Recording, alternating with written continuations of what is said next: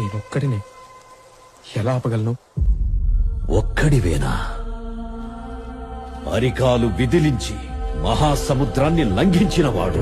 శతయోజన శతయోజన శరదినియోజన శర పరిలంఘన. రాక్షస సైన్యాన్ని మట్టుబెట్టి రావణుడి సింహాసనాన్ని కంపించినవాడు.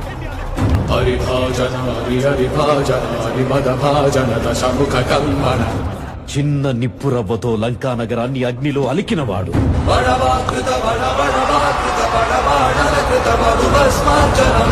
త్రేతాయుగంలో రాముడి నీడయ్యాడు.